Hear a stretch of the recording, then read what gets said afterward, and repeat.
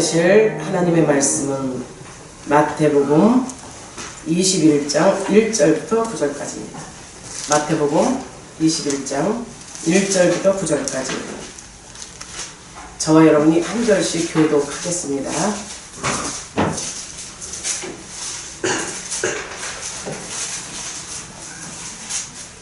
그들이 예루살렘에 가까이 가서 감람산 벳박에 이르렀을 때 예수께서 두 제자를 보내시며 이르시되 너희는 맞은편 말을 말하라. 그리하면 너희는 나귀와 나귀 새끼가 함께 있는 것을 보니 풀어 내게로 끌고 오라. 만일 누가 무슨 말을 하거든 주가 쓰시겠다 하라. 그리하면 즉시 보내리라 하시니 이는 선지자를 통하여 하신 말씀을 의지하시며 하셨으되 시온 딸에게 이르기를 내 왕이 내게 임하나니 그는 겸손하여 나귀 곧 멍에 매는 짐승의 새끼를 탔도다 하라 하였느니라.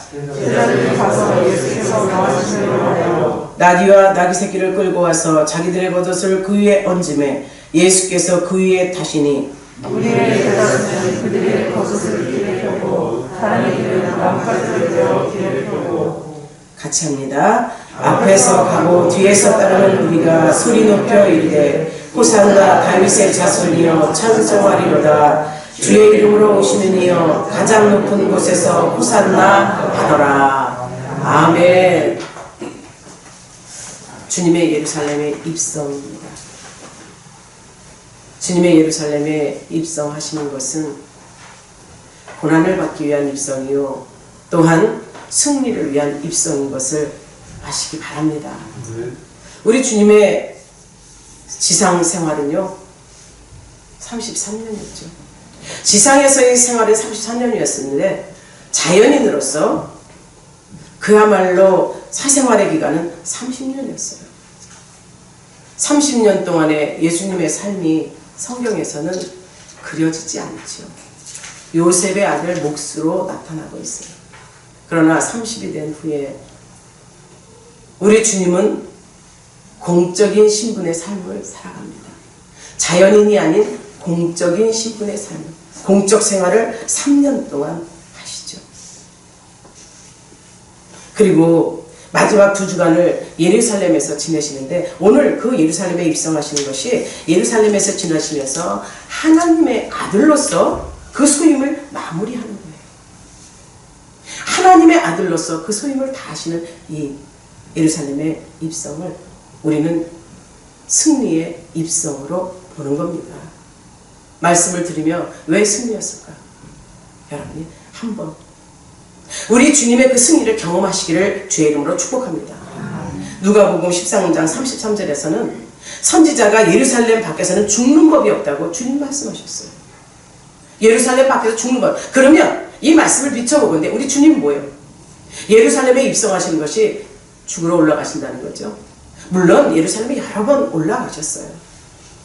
그러나 이제 마지막 사역을 마무리 지시면서 예루살렘의 입성 속에는 분명히 죽으시는 것으로 그 소임을 다하시는 것으로 보는 거예요. 이 동안만큼이 자신이 그야말로 메시아로서 이 공적인 신분을 공식적으로 드러내놓고 십자가의 형벌에 죽음을 당하는 일을 겪습니다. 예루살렘 밖에서는 죽는 법이 없다고 말씀하신 그 말씀을 이루시고 즉 죽음을 앞둔 입성이며 또 사역의 절정으로 보는 것이죠. 고난의 입성이요 사역의 절정이요 완성을 위한 입성인 거예요. 그리고 우리 주님이 나귀를 타고 그렇게 승리의 입성을 하시는 우리 주님께서 나귀를 타고 초라하게 올라가셨다. 이 모습을 한번 상상해 본다면 만왕의 왕이시여 모든 만물의 피조물의 창조주이신 그분이 예루살렘에 올라가시는 승리의 입성이 전쟁의 전투마가 아닌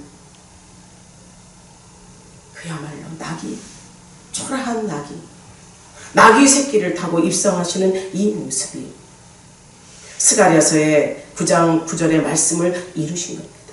사역의 절정 속에 나귀를 타고 입성하신다는 그 자체를 본다면 나귀를 타시는 것이 겸손함이요 그 모든 공의를 베푸시는 분이요 이 겸손함과 공의를 베푸실 그분의 모습이 승리의 입성이시만 이제 십자가에 달려 죽기까지 순환과 고난을 당하시는 그 일을 나귀를 타심으로써 보여주시는 거죠. 이 세상을 구원하러 오신 만왕의 영으로 뵌 너무나도 초라한 모습이죠. 한번 생각해 보십시오.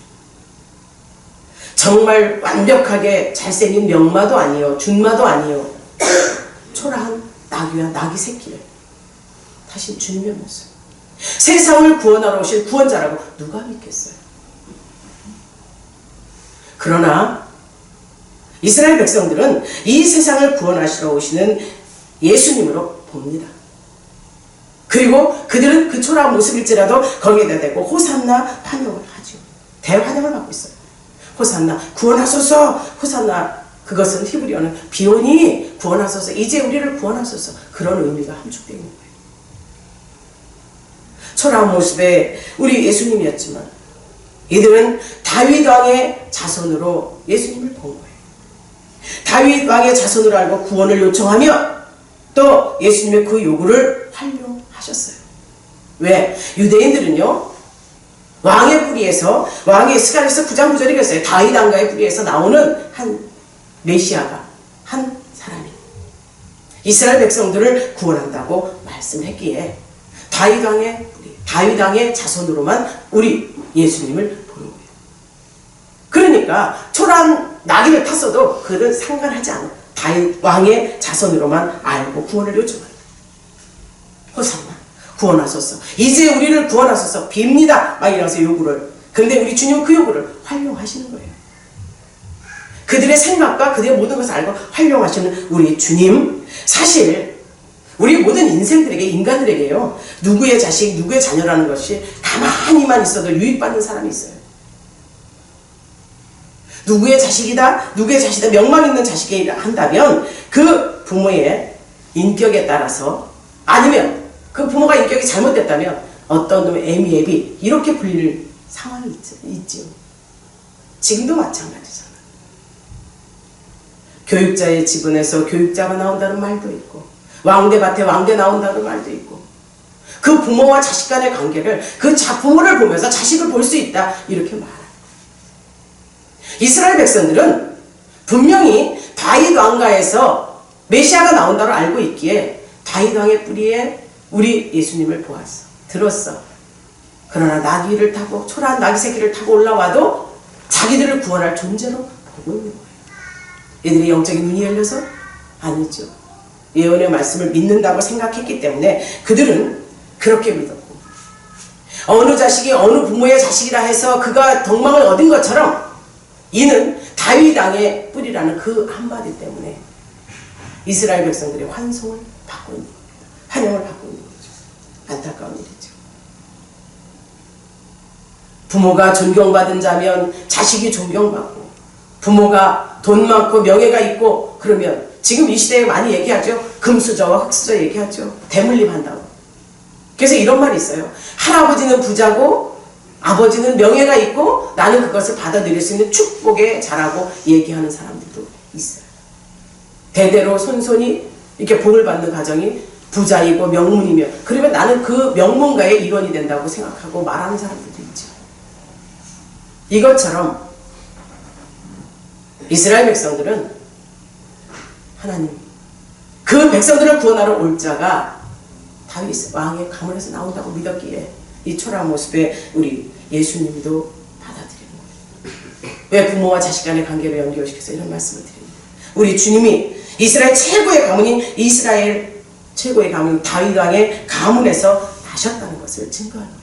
하나님께서 이 세상에 보내주신 독생자 예수가 초라한 그런 가문이 아닌 이스라엘 최고의 가문에서 나신 것을 보여주죠. 그렇지만 이 태어난 가문이 다윗 왕의 가문이었지만 그가 태어난 것은, 실질적으로 태어난 가문은 어떤 가문이었어요? 아주 평범한 가문이었죠. 아주 평범하고 초라한 가문이었어요. 물론 우리 예수님의 태어나심은요, 혈과 육의 정에 태어나심이 아니에요. 아시죠? 성령의 잉태로, 성령의 역사로 태어나신 분이에요. 그런데도 가문이 필요했던 거죠. 그 다윗 왕의 가문에 태어나게 했고 실제로는 초라한 아주 평범한 가정에서 태어나게 하셨어요. 그 이유가 뭔지 아십니까? 우리 주님은 우리 인간의 생각의 세세한 것까지 다 알고 계세요.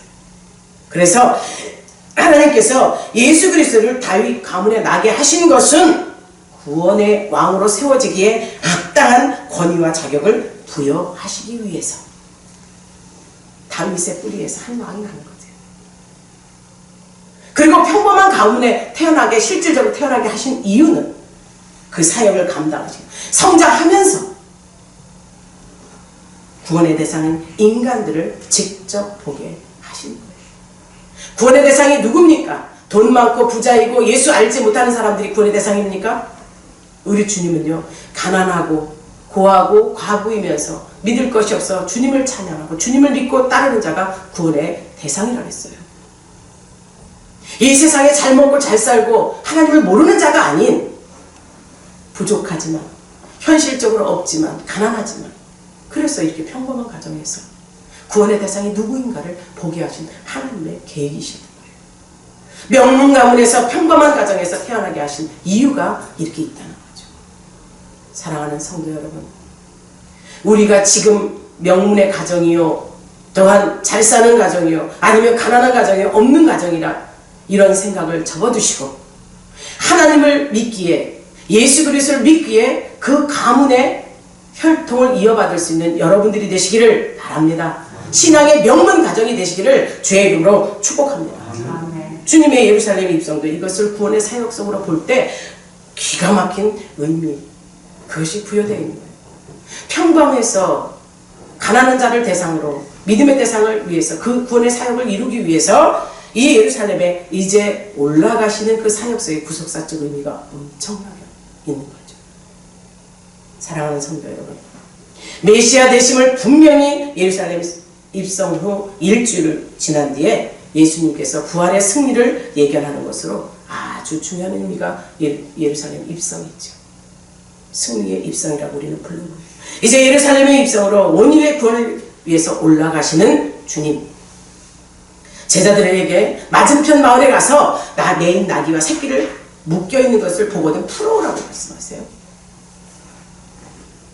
이제 예루살렘에 올라가시면 주님의 사역에 절정이 이르실 텐데, 그리고 우리 주님은요, 분명히 전도할 때 걸어서 전도를 하셨어요.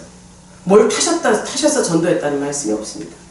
그런데 이 지금 있는 곳에서 불과 3km 정도밖에 되지 않는 거리를 제자들에게 메인 나귀와 새끼를 끌어오라고 말씀하시는 거예요.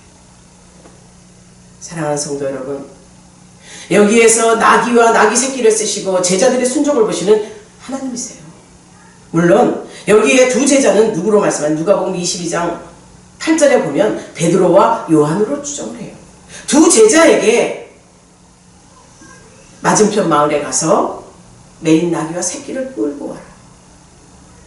지금 주님의 사역의 완성을 이루시고 예루살렘에 올라가시려고 하는데 나귀를 가져오시라고 할 때 제자들은 맞은편 건너편에 있을 때 제자들의 대꾸를 생각했어요. 왜요? 무엇 때문에요? 왜 메인 나귀를 가져오라고 하나요? 이런 말을 할 수가 있습니다. 그러나 베드로와 요한으로 추정되는 두 인물은 아무 말 하지 않죠. 순종합니다. 그들의 순종이 하나님께 온전히 쓰임받았다는 사실을 아시기를 바랍니다. 제자들이 이렇게 걸어서 같이 올라갈 수 있는데도 나귀를 데려오라고 하신 의도가 그거예요. 스가랴서 9장 9절. 구원을 베푸실 왕, 그는 공의로우시며 구원을 베푸시며 겸손하여서 나귀를 타시나니 나귀의 작은 것 곧 나귀 새끼니라. 이 예언을 일깨워주는 거예요. 제자들에게 예언을 일깨워주고 예루살렘에 동행할 제자들을 하여금 당신이 메시아됨을 믿게 하려고 하는 거죠. 우리 주님은 이런 분이세요. 내가 메시아다, 내가 하나님의 아들이다 말씀하셔도 그것에 대한 확증을 보여주시는 분이에요. 여러분이 예수를 믿습니까? 예수 안에 거하십니까? 그분이 주시는 확증을 믿으십시오. 그 확증이 뭐예요? 말씀으로 나타나 있잖아요. 두려워 떠는 것이 아니라 주님이 말씀하시면 아멘으로 화답하고 일어설 수 있는 저와 여러분이 되기를 주의 이름으로 축원합니다. 예언의 말씀이 성취되죠. 나귀 짐승의 새끼까지도 사용하시는 걸 보게 되면 하나님의 일을 위해서는요, 하나님께서는 자연도 짐승도 사람도 합당하게 준비시켜서 쓰신다는 거죠. 여기서 여러분 도전해보고 싶지 않으세요? 주님이 나를 쓰신다고 하면 준비되어서 쓰임받고 싶지 않으시나요? 아무도 아멘. 싫은가 봐. 아멘이지. 짐승도 쓰는데, 자연도 바다도 잠잠하라니 그 명령 앞에 잠잠하는데 우리가 가요. 그런데 우리는 이 안에 뭐가 들어있어요? 혈이 들어있죠? 아주 요상한 게 들어있잖아. 그러니까 맞아? 의심하게 해. 내가 쓰임받을 수 있을까? 염려, 걱정 이런 거 먼저 하죠. 분명 하나님이 쓰시면 쓰임 당하는 여러분이 되기를 바랍니다. 하나님이 쓰신다고 말씀하시면 일어설 수 있는 여러분이 되기를 주의 이름으로 축복합니다. 나를 쓰신다고 말씀하신다면 그것 같은 축복이 어디 있어요? 축복의 주인공이 되시기를 주의 이름으로 축복합니다. 제자들이 이제 나귀를 가지러 가죠. 어느 집에 가서 어떤 나귀를 가지고 오라고 말씀하시는데 그 주인이 무슨 말을 하거든 주가 쓰시겠다 하라 이렇게 말씀하세요. 주가 쓰시겠다. 주께서 자칭 주로 부르신 이 유일한 경우가 여기에요. 주님께서 내가 주라고 말씀하지 않으셨어요. 내가 그라 그리고 하나님의 아들이라고 말씀하시고 내가 주라고 말씀하시고 여기서는 유일하게 말씀하시고 주가 쓰시겠다. 당신을 지칭한 거예요. 내가 주라는 거죠. 마지막 사역의 특징이에요. 말기 사역의 특징입니다. 사랑하는 여러분, 여러분에게 묻습니다. 주라는 것은 어떤 상황에서도 진리이죠? 아멘. 예수님이 주인 것은 진리이죠? 아멘. 맞습니다. 주라는 것은 어떤 상황이 와도 우리에게 진리는 주님이 주십니다. 맞죠? 아멘. 이 세상의 모든 피조물에게도요 적용되는 당신의 주권을 시사하는 말씀이 주가 쓰시겠다. 주가 쓰시겠다 하라. 이 말을 그들이 가서 해야 될 말까지도 알려주는 거예요. 여러분에게 일을 시키실 때 이렇게 하신다는 거죠. 네. 무슨 일을 하든지 주님이 이미 먼저 천군 천사 보내서 그 일의 형통을 허락하신다는 거죠. 아니 내가 어떻게 해? 주님 분명 말씀하세요. 네가 하는 것이 아니라 내가 한다. 그 주님 말씀을 믿는다면 저와 여러분들 두려울 것이 없지요. 이미 제자들이 어떤 일이 당할 것을 알고 있어요. 그들이 당할 것을 알고 있고 제자들이 어떻게 대처해야 될 것까지를 알려주시는 우리 주님이세요. 더 중요한 것이 있어요. 더 중요한 것은 이미 나귀 새끼의 주인의 마음을 움직여놨다는 거죠. 그들이 가서 달라고 하고 그들 나귀 새끼를 왜 달라고 하느냐 뭐 때문에 그러냐 그렇게 합니까? 아니잖아요. 순순히 나귀 새끼를 내어줍니다. 이것이 주님의 셈이란 염려와 걱정을 내려놓으란 주님의 초인간적인 진지성을 우리에게 보여주시는 거예요. 어떻게 사람의 마음을 우리가 움직이려면 행동으로 언어로 비율을 엄청 맞춰야 되잖아요. 그러나 우리 주님은 심령까지도 골수까지도 아시는 분이기에 이미 나귀의 주인의 마음을 움직였다는 사실 믿으십니까? 아멘. 믿으십니까? 아멘. 이 나귀의 주인은요 바로 우리 주님의 최후의 만찬에 하는 그 집의 주인이었습니다. 최후 만찬의 집 주인이었고 아마도 그는 주님을 뒤에서 돕는 물심양면으로 돕는 숨은 제자였던 거예요. 드러나 있지는 않지만 성경상에 누구라고 예명이 되어 이름이 나타나 있지는 않지만 이는 주의 일에 분명히 쓰임받는 자예요. 나귀 또한 초라한 짐승이에요. 그 또한 하나님 앞에 쓰임받았다는 것을 그들의 일을 다 한 거예요. 사랑하는 성도 여러분, 나귀의 주인이 오늘 본문에서 뭐라고 했는지 나타나 있지는 않지만 제자들은요 주님의 말씀에 어떤 반문도 하지 않았죠. 그리고 그 주인에게 가서 말했죠. 주인 내어주지요. 여기에 나귀도 순종하고 따라오지요. 이것을 뭐로 봅니까? 주님의 권능, 주님의 능력이 아니겠습니까? 그 능력을 믿는다면 저와 여러분도 주님이 말씀하시면 아멘으로 일어서서 서서 가라면 가고 앉으라면 앉고 누우라면 눕는 우리 모두가 되기를 바랍니다. 아멘. 이것이 주님을 믿는 자들의 특성이 주님이 일하시게끔 맡기는 것인 줄 믿습니다. 제자들의 그 순종이 나귀를 가져왔죠.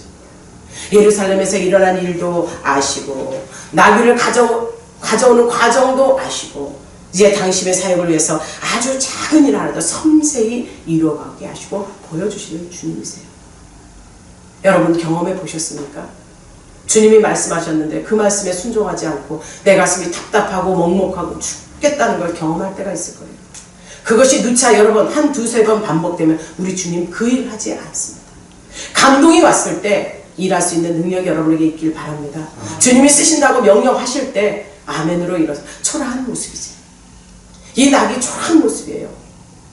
볼품없는 모습이지만 이 낙이도 들어쓰시는 하나님, 우리같이 인성과 지성과 이 지혜와 분별력을 갖게 하신 그분이 우리를 쓰신다고 하면 우리를 얼마나 멋지게 쓰실까요? 주님 앞에 붙들림 받고 쓰임당하는 여러분 각자 개개인 모두가 되시기를 바랍니다. 근데 이렇게 알려주시는 거, 섬세히 알려주신다는 거 뭐로 말씀하세요? 어떻게 알려주시느냐? 여러분 경험했을 거예요. 성령이 알려주시죠. 성령께서는 할 말을 가르치시고 생각나게 하신다면서요. 어느 곳에 가든지. 누가복음 12장 12절에서 나를 보내실 때는 할 말도 알려주시고 또 생각나게 하셔서 가르치게 하신다는 거예요. 뭘 두려워하십니까? 쓰신다고 하면 일어서십시오. 그분이 보내실 때 가십시오. 요한복음 14장 26절 보혜사 성령. 보혜사가 뭐예요? 보호하고 함께 해주는 그 성령. 그 성령이 가르치시고 이끌어 주신대요. 진짜 우리 열린 가족들 모두는 이것이 하나님의 은혜인 것을 알고 성령의 감동에 따라서 여러분의 삶을 움직일 수 있도록 내어 맡기시기를 주의 이름으로 축원합니다. 이제 제자들이 나귀를 끌고 오죠. 대를 가지러 가고 이제 끌고 오는 일이 일어납니다. 2마리의 나귀를 했어요. 나귀와 나귀 새끼. 여기서는 암나귀로 부르는 거예요. 암나귀는 전쟁 때나 이렇게 쓰는 것이 아니라 짐을 실어 나르는 나귀예요. 그런데 새끼 나귀까지 딸려왔다. 어찌 보면 새끼 나귀가 고삐가 메어 있지 않잖아요. 어미와 새끼를 같이 데리고 온 거예요. 어미를 따라서 순순히. 고삐도 메어 있지 않죠. 아무도 타보지 않은 거죠. 그러다니 어미가 가는 그 길을 따라오게끔 어미도 동행시켰다는 거죠. 사랑하는 성도 여러분, 우리가 무슨 일을 명령받고 일할 때 같은 돕는 자를, 협력자를 붙이심을 아십시오. 나 혼자 있는 것 같아요. 나 혼자 하는 것 같아요. 아닙니다. 주님은 천군 천사 붙이셨다는 사실을 믿는다면 두려워하지 말고 가는 일하는 여러분이 되기를 바랍니다. 그리고 그 암나귀와 함께 따라온 새끼 나귀, 그 새끼 나귀를 타실 거잖아요. 그 제자들은 그 나귀를 데려오고 나귀를 끌고 온 뒤에 그들에게 나귀의 등에 자기들의 겉옷을 펼쳐 놓습니다. 이것은 사무엘상 2장 30절에 왕에 대한 존귀요 여호와를 존귀하게 여기는 그들의 행동입니다. 예수님의 섬김의 자세를 나타내고 있는 거죠. 그 데리고 온 나귀에 그 예수님이 그 위에 올라타시는 거예요. 사랑하는 성도 여러분, 그리고 말씀대로 올라타시고 예루살렘에 입성하시는 올라가신 그 모습. 예수님은 말씀하신 대로 말씀대로 이루시는 분입니다. 믿으시죠? 말씀을 하신 대로 해놓고 온전히 이루시는 분이에요. 우리는 우리가 말해놓고 깜빡할 때도 있어요. 깜빡할 때도 있다가 잊어버렸다가 생각나도 그것을 처리 안 할 때가 있어요. 그러나 우리 주님은요, 작은 것 하나라도 말씀하신 것을 다 이루며 그것을 친히 몸소 실천하시는 분이세요. 성취시키고 말씀대로 이루어가시는 그 주님 앞에 우리는 이랬다 저랬다가 아니라 깜빡이 아니라 말씀 들은 대로 내가 말해놓은 것은 이루어갈 수 있도록 해결해 갈 수 있도록 만들어 갑시다. 이랬다 저랬다 해서 그 진정성이 떨어지지 않습니까? 이랬다 저랬다 하는 사람한테 일 맡기지 못합니다. 작은 거 하나라도 충성하는 자에게 더 큰 일을 맡겨요. 그러나 이랬다 저랬다 큰 폭으로 큰 일을 세워놓고 그 일도 이루지 않는다면 어찌 일을 맡기겠습니까? 저와 여러분은 아주 작은 것에 감동받고 그 일에 또 하나님께서 은혜를 주셔서 일을 한다면 시험 들지 않도록 기도하고 깨어 있어야 됩니다. 작은 일에 감동은 받았네? 근데 여기서 아이고 이런 것쯤이야. 에이 이러면서 내 안에 부정적인 생각이 들어온다면 저와 여러분 작은 것 하나를 소중히 여길 수 있도록 기도하며 그것을 붙잡고 완성시켜 가도록 만들어 갑시다. 작은 것 하나에 그 큰 손해가 올 수 있어요. 예전에 우리 학교에서 배웠죠? 네덜란드에 뚝이 무너지는데 어떤 소년이 지나가다가 뚝이 요만큼 무너진데 자기 손을 집어넣어보니까 물이 막혔죠. 그러다 보니까 그 물이 자기 손을 빼니까 또 저기 되니까 어떻게 끝까지 그 손을 대서 그 구한 몰라봐? 알죠? 그런 일이 있었잖아요. 작은 구멍 하나가, 작은 것 하나가 우리의 인생을 망칠 수 있습니다. 여러분 예배를 소홀히 했죠. 유튜브로 드린다고 해도 예배의 진정성은 떨어졌어요. 아무리 내가 온전하게 드렸다 해도 사실 예배당에서 직접적인 하나님의 계시의 말씀을 받으며 이 경험한 것과 다르지 않습니다. 아이 컨택 해가면서 주의 종과 이 해가는 거하고 다르지 않아요? 좋았습니까? 많이 하나씩 예배가 무너지는 것을 저는 경험했어요. 답답해지죠.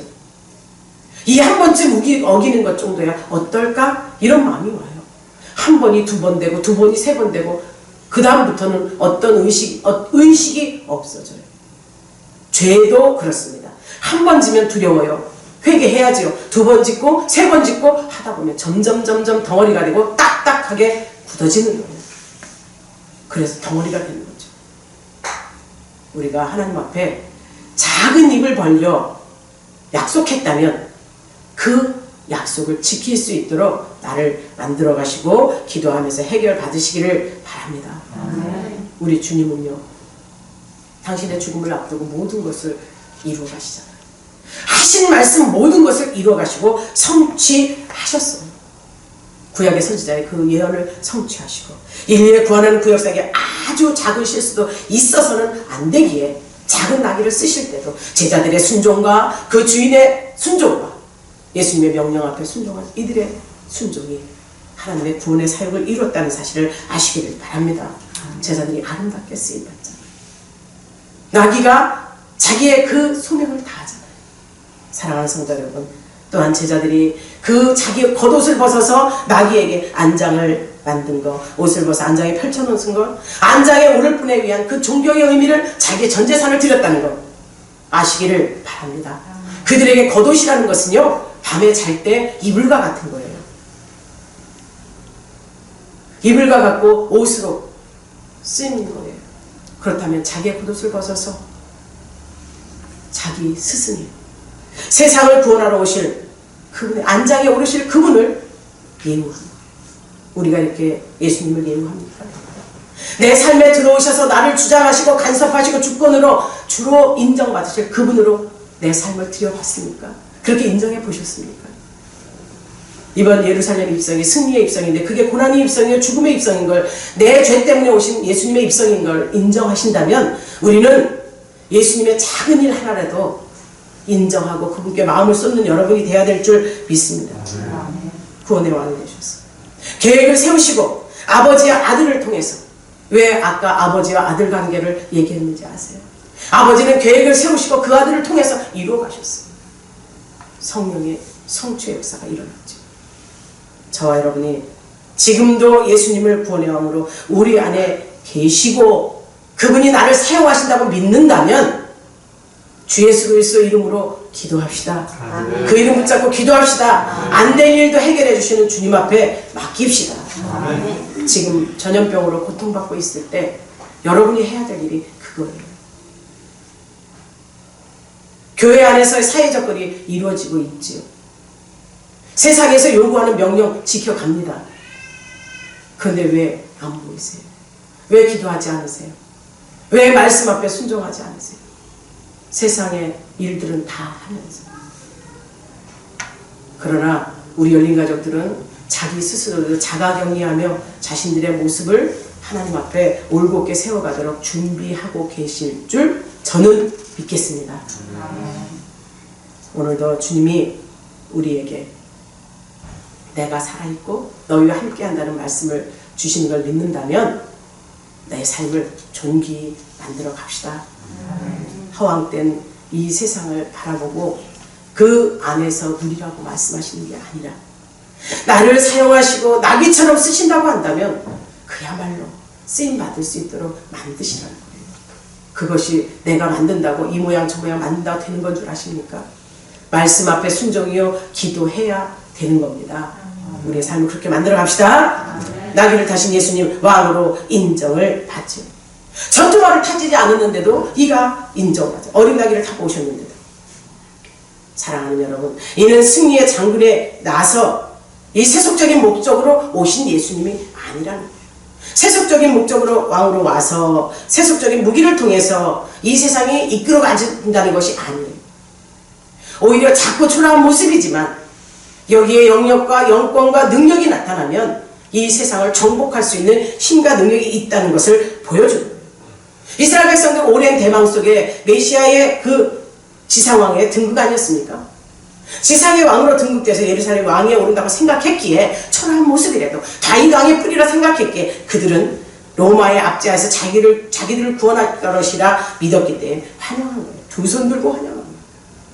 어린 나귀를 타신 예수께서 지나가는 때 자기들의 옷을 벗어서 땅에도 깝니다. 길에도 펴고 예수님이 지나가게 하고 종려나무 가지를 베어서 길에 펴기도 했어요. 그리고 말하죠. 예수님의 앞뒤 전후 좌우로 가시는 길에 소리 높여서 호산나 다윗의 자손이여 찬송하리로다. 호산나 다윗의 자손이 찬송하리로다. 주의 이름으로 오시는 이여 가장 높은 곳에서 호산나 호산나 이렇게 외치는 거예요. 다윗 왕 이스라엘 백성들에게 최고의 왕이죠. 그들은 구약을 읽기에 이스라엘 왕의 최고는 다윗으로 보는 거예요. 이제 왕으로 등극할 예수님이 다윗 왕의 뿌리에 왔길래 지상왕으로 정치적으로는 왕으로 와서 로마의 압제에서 자기를 구할 줄 아는 거죠. 그 권세 아래서 힘들고 자유를 속박당했던 자기들의 자유를 찾아주고 정말 자기들을 살릴 것으로 예견한 거예요. 그러니까 이들이 이렇게 구하소서 또 메시아 만세 외치는 의미의 이 호산나를 외치는 거예요. 이것은 구원을 요하는 외침이죠. 시편 118편 25절에서는 기도의 노래로 여호와여 구하옵나니 이제 나를 구원하셨어요. 지금 구원해달라는 뜻이에요. 지금 눈앞에 현상 앞에 현실 앞에 당당하게 일어서달라는 거죠. 왕으로 오셔서 우리 앞자에서 구해줄 것을 대망하는 이 사람들의 열망의 소리, 그저 호산나 정도가 아니라 자기네 인생 모든 것을 다 걸고 해결될 것에 대한 확실함이 있었어요. 신났지요. 열망의 소리가 기가 막힌 이 환영의 소리가 머지않아서 그들을 사악한 누리로 만들어 버립니다. 이제 주님이 오셔서 자신들이 원하는 대로 일을 이뤄가지 않으시죠. 정치적인 왕이 아니에요. 세상 왕이 아니에요. 영원한 왕이요 만왕의 왕이요 온 세상을 다스릴 구원의 왕이신 것을 그들의 눈에 보는 현상 속에 왕을 요구했던 그들 앞에 자기들의 원대로 되지 않자 이제 예수님에게 이 호산나 구원하소서 했던 것이 무엇으로 이루어지는가? 십자가에 못 박으소서. 십자가에 못 박아라. 십자가에 못 박으소서. 두 행악자가 있어도 그들은 오히려 놓아주게 하고 예수님을 못 박게 하잖아요. 사랑하는 성도 여러분, 이들이 외쳤던 이제 구원하소서의 그 소리가 이제 예수님을 십자가에 못 박으소서, 십자가에 못 박으소서, 그 열망의 소리가 저주의 소리로 바뀌어버린 거예요. 예수님이 내 뜻대로 내 마음대로 되지 않는다고 예수님을 버리는 사건이죠. 우리가 삶 가운데 기도해도 되는 게 없어. 예수님은 말하거니 정말 힘들어, 짜증나, 어려워 이러면서 예수님을 버린다면 우리 주님이 얼마나 안타까우시겠어요. 십자가의 죽으심이 내 죄를 담당하신 죽으심이요 나를 살리시기 위한 영혼을 생명을 주시기 위한 그 사역을 눈에 보이는 현상 앞에서 저주로 바뀌고 있는 이들의 모습 속에서 우리의 모습을 볼 수 있는 능력들이 여러분에게 있기를 바랍니다. 구원의 왕으로 이 모든 왕의 권위를 가지고 오신 우리 주님, 더 중요한 것은 하나님의 아들이심을 증거하시는 우리 주님, 이제 구원의 왕으로 예수님이 하나님으로부터 권위를 부여받은 온 인류를 구원할 자, 그 이름 예수. 당 자기의 백성을 죄에서 구원할 자, 그 이름 예수. 그 예수가 예루살렘에 입성한. 이 입성이 죽으심으로 끝났다면 저와 여러분이 믿을 이유가 없다고 얘기했잖아요. 승리의 입성이 된 것은 우리 주님의 죽으심이 부활로, 저와 여러분의 죄의 사함으로 영원한 생명을 얻는 것으로 우리에게 나타났기에 우리 주님의 예루살렘 입성은 승리의 입성이요 저와 여러분을 살리시는 입성인 줄 믿으십시오. 사람들은 자기의 생각에 의해서 예수님을 환영했어요. 하나님의 일을 생각하지 않는 거예요. 내 일, 내 생각으로 하나님을 받아들였지만 하나님께서는 그 얕은 생각까지도 전환해서 사용하신 하나님이시기, 비록 힘들고 어렵고 짜증날지라도 나를 통해서 하나님이 이뤄갈 계획이 있으시다면 나에게 찾아오셔서 내 손을 잡으신다는 사실을 잊지 마십시오. 어려움 속에서, 어둠 속에서 떨고만 있지 마시고 주님이 잡으시는 손을 잡을 수 있는 능력들이 여러분에게 있기를 바랍니다. 우리 주님은요, 한 민족의 구원의 왕으로 오신 분이 아니에요. 이스라엘 백성들을 자기네만을 위한, 지금도 선민 사상으로 자기네만 구원받을 자로 알고 있잖아요. 우리 주님은 한 민족을 구원시킬 구원의 왕이 아닌 온 인류를 구원할 구원의 왕, 다윗의 자손이 아닌 하나님의 아들로 이 땅에 나타나셨습니다. 오셨습니다. 사랑하는 여러분, 눈앞에 보이는 현실과 상황 속에 불분명한 시대를 살고 있어도 저와 여러분은 하나님을 믿기에, 주님을 믿기에 끝까지 영원한 삶이 우리에게 주어주고 천국이 있다는 사실을 믿고 갑시다. 고난의 길을 걸어오신 주님의 사역의 정점에 이르는 이 승리의 입성, 이 입성하는 그때 우리가 주님을 만나야죠. 주님을 만나서 주님께 내 죄를 토로해야죠. 죄사함을 받아야겠죠? 죄사함을 받아야 저와 여러분이 온전히 하나님을 경험하고 하나님 뜻대로 살 수 있는 자들입니다. 종려주의를 받아서 예루살렘에 올라가신 구원의 왕이신 예수님, 우리도 호산나 부를 수 있는 능력이 있길 바랍니다. 호산나가 호산나로 끝나는 것이 아니라 그분을 직접 경험해서 내 것으로 가집시다. 나를 구원하소서, 이제 구원하소서. 여기서 끝날 것이 아니라 구원받은 자의 모습으로 하나님께 충성하는 충성자, 영원한 삶을 살고 있기에 지금도 두려움 없이 주를 앙망하는 이 시대의 한 생명들이 저와 여러분인 줄 믿고 주님께 모든 걸 맡깁시다. 주님의 죽으심으로 우리가 죄에서 노임받고 영원한 안식이 주어졌다는 것을 믿으십시오. 평안하십시오. 영원히 변치 않는 주님께 찬송과 기도로 영광을 돌립시다. 주님의 입성은요, 무슨 입성이라고요? 맞습니다. 승리의 입성입니다. 주님을 믿읍시다. 주님 뜻대로 삽시다. 주님과 함께 합시다. 기도합니다.